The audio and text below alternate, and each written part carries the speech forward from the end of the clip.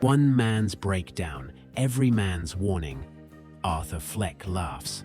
Not because something's funny, because he can't stop. Because his brain is misfiring, his city doesn't care. And the system built to help him just sent him a letter saying it's been defunded and he is on his own. We've heard that laugh before. Not from Arthur, from us, from every person squeezed past the point of dignity until the only response left is something between a sob and a cackle. Joker isn't a comic book movie filmed in a beautiful cinematic style. It is visually stunning, I will give you that, but it's a mirror. And in 2026, the reflection is considerably worse.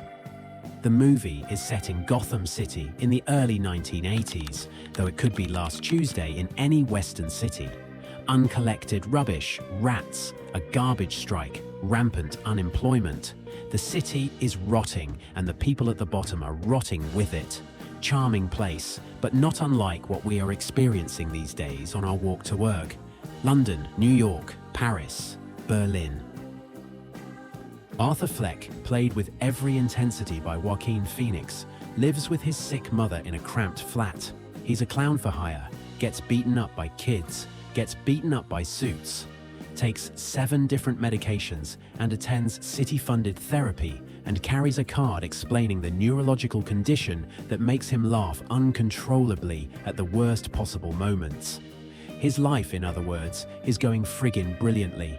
Then the city cuts his therapy funding. Not reduced. Gone. No sessions, no medication, no safety net. Just a formal letter and best wishes. Off you go, alone. His idol is Murray Franklin, a sleek late-night host played by the great Robert De Niro, with the smug ease of a man who has never once worried about rent. Murray gets hold of Arthur's disastrous open mic footage and mocks him on national television. Because why not? Then Arthur discovers he's been lied to his whole life. His mother may have had a secret with Thomas Wayne, Gotham's billionaire mayoral candidate. Arthur confronts him. Wayne tells him he's delusional and walks away, leaving Arthur on that finishing road.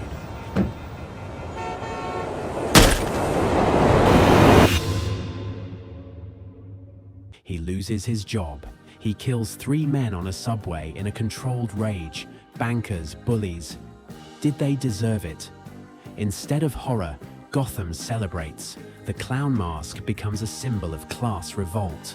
Arthur didn't choose it, but he has absolutely nothing left to lose, so he accepts it with both hands and a painted smile. Murray invites him on the show, as a punchline, obviously. Why else is he there? Can you introduce me as Joker? What's wrong with your real name? That's what you called me on the show, a Joker. Arthur walks out as the Joker, confesses on live air to what he is, and in a moment of cinematic history, shoots Murray in the head live on air. Gotham erupts. Thomas Wayne dies in an alley. A small boy named Bruce watches. The Batman is hinted at as the original Joker. A fake Joker is born. The city burns.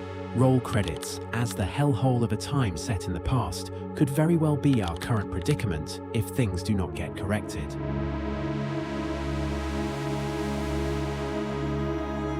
Todd Phillips, the director, made a film about class war. He wrapped it in comic book branding so the studios would write the check, and it became one of the most profitable and most nervously discussed films of the decade. The critics who feared it had thought it might give broken men permission. What they missed is that it's not a manual for mayhem. It's a diagnosis. Arthur's collapse isn't random, it's systematic. Healthcare fails him. Social services fail him. Employment fails him. Each failure was signed off by someone further up the chain who decided the numbers didn't justify his existence. Sounds like anyone's country, a city we live in, a government that cares nothing for us. Is it familiar? Let's have a look at the numbers, shall we? In the UK, 1 in 5 adults report anxiety or depression. NHS mental health waits stretch beyond a year. The Trussell Trust handed out over 3 million food parcels in a single year. Energy bills doubled. Mortgages became a fantasy for an entire generation. In the US, 40% of adults couldn't absorb a $400 emergency. Medical debt is the leading cause of bankruptcy. Homelessness climbs in cities where tech billionaires own fleets of properties. 1 in 8 Americans is skipping meals and are on the edge of ending it. The gap between Thomas Wayne and Arthur Fleck grows wider by the quarter. Thomas Wayne calls the poor clowns in the film. He means it as contempt. By the end, the clown mask is a revolution. Funny how that works, revolutions with an image.